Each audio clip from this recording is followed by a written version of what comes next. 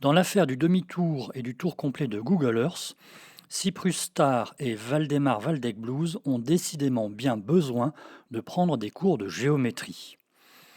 Pour Cyprus Star, son dernier argument consiste à sortir de son chapeau de platiste magicienne l'algorithme de Vincenti.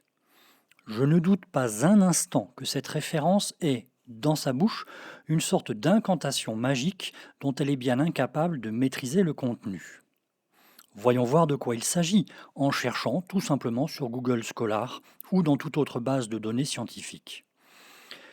Publiée en 1975 dans la Survey Review, la formule itérative de Vincenti est une méthode de calcul moins gourmande en temps de calcul que ses concurrentes. C'est écrit en toutes lettres dès l'introduction de son article. Il ne s'agit de rien d'autre. Il ne révolutionne pas la façon de calculer les distances sur une sphère, en l'occurrence le globe terrestre. Il ne fait qu'améliorer la façon de le calculer pour un ordinateur. En 1975, ce processus était important puisque les processeurs n'avaient pas la puissance et la rapidité de ceux d'aujourd'hui. Quant à comprendre ce dont parle l'article, je mets au défi Cyprus Star de nous en faire un exposé synthétique.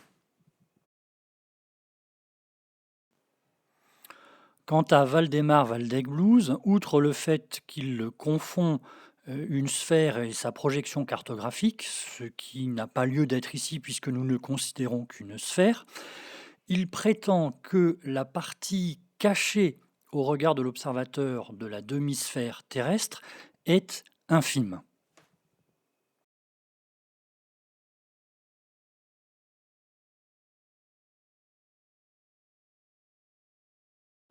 Placé à plusieurs milliers de kilomètres de la surface de la Terre, l'œil de l'observateur, on l'a dit dans la vidéo précédente, ne tangente pas un diamètre de la Terre, mais deux rayons qui forment entre eux un angle inférieur à 180 degrés, soit la demi-sphère. Dès lors, lorsque dans Google on veut tourner la Terre pour faire un tour complet, en positionnant le pointeur de la souris sur un de ces deux points tangents, il est évident qu'il va falloir tourner plus de 2 fois pour retrouver sa position initiale.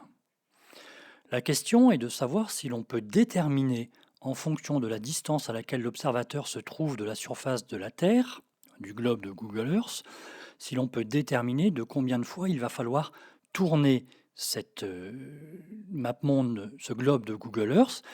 Et pour cela, il faut calculer la partie visible de la surface terrestre en fonction de la distance de l'observateur, ce qui revient aussi à calculer la partie invisible que Valdemar Valdec-Blues prétend être minime, partie invisible qui est sous-tendue par l'angle alpha formé par ici un rayon de la Terre au point tangent et le diamètre de la Terre.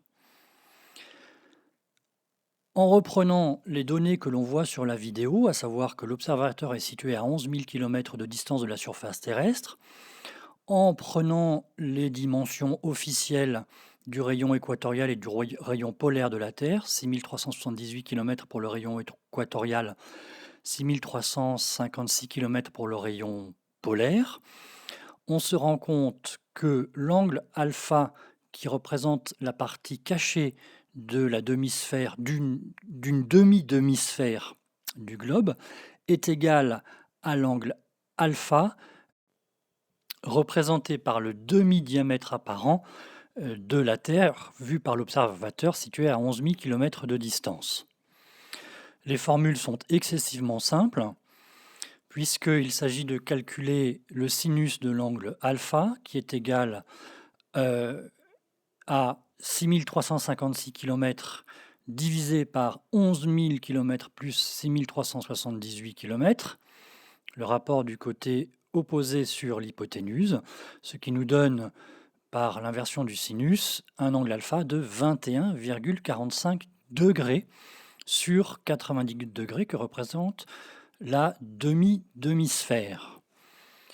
Et si l'on rapporte cela maintenant à la portion visible du globe, Cela nous donne pour le globe entier une portion visible de 137,1 degrés. Autrement dit, la partie masquée représente 24% de la demi-sphère. On est bien loin de la portion infime que soutient Waldemar Waldeck Blues. Il s'agit, lorsqu'on est situé à 11 000 km, d'une portion représentative, significative de cette demi-sphère. Et si maintenant on divise les 360 degrés par 137 degrés que représente la partie visible à l'observateur, il va falloir quasiment 2,8 tours pour revenir à son point de départ. Les conclusions qui s'imposent sont simples. La manipulation de Google Earth répond bien aux critères d'empirisme et de scientificité énoncés à tue-tête par Waldemar Waldeck Blues. Empirique, répétable, mesurable, contrôlable, vérifiable, calculable. Merci Waldemar. Il n'y a donc strictement aucun problème dans la manipulation géométrique du globe terrestre représenté par Google Earth, pourvu que l'on prenne en compte correctement les éléments géométriques de la position de l'observateur et de la taille du globe. Quant à la seconde conclusion, elle s'impose elle aussi et elle est simple. Cyprus Star et Waldemar Waldeck Blues sont bien deux des généraux en chef de l'armée mexicaine des branquignoles de la Terre plate.